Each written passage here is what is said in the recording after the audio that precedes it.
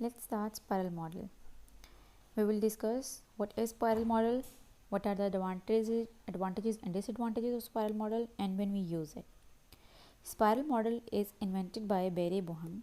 We will use spiral model when we have to develop a long-term project. For example, any education system projects or any long-term projects that takes a month to complete. We use spiral model for long-term projects because in long-term projects clients are not sure about their requirements. For such cases जब हम कुछ उन्हें बना के देते हैं तो उन्हें दिखाते हैं और उनसे फीडबैक कलेक्ट करते हैं तो उस टाइम उन्हें फील होता है कि नहीं इसमें ये रिक्वायरमेंट चेंज होनी चाहिए, ये रिक्वायरमेंट्स ऐड होने चाहिए, रिमूव होने चाहिए. तो upon visualising those features they realise changes about in the project. So इस तरह के प्रोजेक्ट जिसके अंदर चेंजेस आने के चांसेस होते हैं, हम उस तरह के प्रोजेक्ट के लिए स्पाइरल मॉडल को यूज़ करते हैं क्योंकि spiral model deals with a risk analysis. Risk analysis का मतलब यही है कि हमारे पास जो चेंजेस आने के रिस्क होते हैं या हमने जो सोल्यूशन इंप्लीमेंट करने होते हैं उसके फेलियर की जो रिस्क होते हैं उसको अवॉइड करना. कि अगर हमें पता है कि इसमें चेंज आ सकता है, इसमें रिक्वायरमेंट चेंज हो सकती है, तो हम उन चीज़ों को पहले ही हैंडल कर लें to avoid such risk.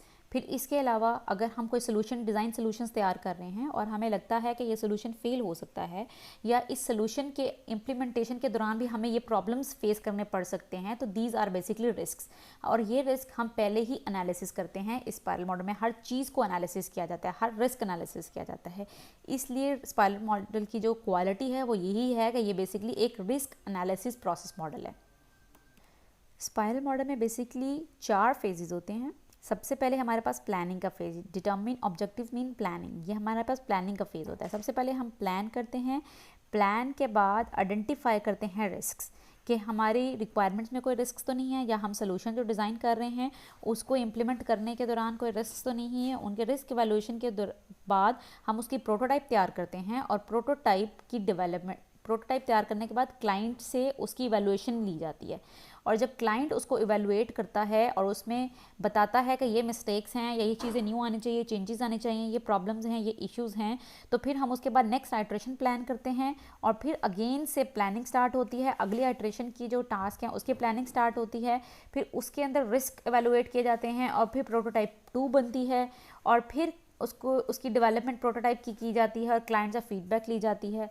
Client अगर फिर कोई चेंजेस बताता है तो फिर हम उसके बाद एक और प्रोटोटाइप 3 बनाएंगे. लेकिन अगर क्लाइंट उस चीज़ को फाइनल कर देता है और कोई चेंजेस रिक्वायर नहीं करता तो फिर हमारी वो प्रोटोटाइप ऑपरेशनल यानी फाइनल प्रोटोटाइप बन जाएगी और हम उसकी डिटेल्ड कोडिंग कर देंगे, डिज़ाइन कर देंगे, उसको डेवलप करेंगे, टेस्ट करेंगे और उस प्रोडक्ट को रिलीज़ कर देंगे. तो इस तरह से हर प्लानिंग के बाद हमारे पास रिस्क एनालिसिस वाला फेज़ आता है क्योंकि हमने अपने डिज़ाइन सोल्यूशंस का रिस्क एनालिसिस करना होता है और अपनी रिक्वायरमेंट्स का रिस्क एनालिसिस करना होता है कि हम जो चीज़ें इंप्लीमेंट करने जा रहे हैं क्या उसमें कोई प्रॉब्लम्स तो नहीं, कोई फेलियर का चांस तो नहीं. अगर हमें कोई प्रॉब्लम्स या फेलियर का चांस आ सकता है तो हम पहले से उसके ऑल्टरनेटिव सॉल्यूशंस तैयार कर लेते हैं कि अगर इन केस हमारे पास, जिस तरह से हम प्लान्स बनाते हैं कि हमारे पास प्लान A B C होते हैं, अगर हमारा प्लान A एग्जीक्यूट नहीं करता तो हम क्या करेंगे, पहले से ही सोचना. जिस तरह आप पहले से फ्यूचर प्लानिंग करते हैं वो रिस्क एनालिसिस होता है कि अगर आप कोई इवेंट या कोई प्रोग्राम ऑर्गेनाइज करने जा रहे हैं तो आप पहले से ही प्लान करते हैं कि हम इस तरीके से इसको प्लान करेंगे. लेकिन अगर किसी भी रीज़न की वजह से, किसी भी प्रॉब्लम की वजह से आप उस चीज़ को एग्जीक्यूट नहीं कर सकते तो प्लान बी आप क्या करेंगे. फॉर एग्जांपल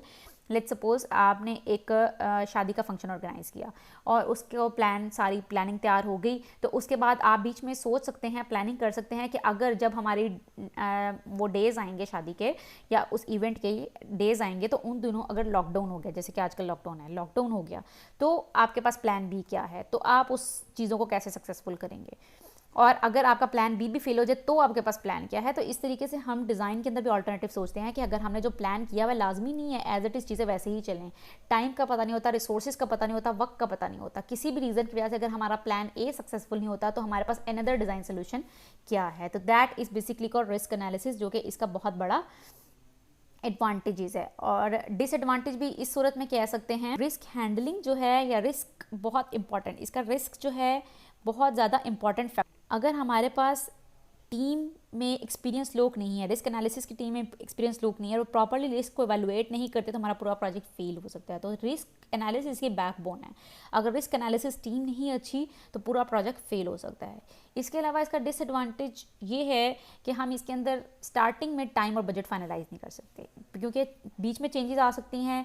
साथ साथ जब भी जैसे एडमिशन प्लान करते हैं साथ साथ हम इसका टाइम और बजट डिसाइड कर रहे होते हैं, तो इसकी रिक्वायरमेंट काफ़ी कम्प्लेक्स होती हैं। और एडवांटेजेस ये हैं हमारे पास कि रिस्क एनालिसिस की वजह से हम लार्ज प्रोजेक्ट्स को ईजिली हैंडल कर सकते हैं, फ्लेक्सिबल होता है, रिक्वायरमेंट चेंजेस को अकोमोडेट टू सम एक्सटेंट किया जा सकता है। इसके अलावा कस्टमर सेटिस्फेक्शन लेवल अचीव होता है।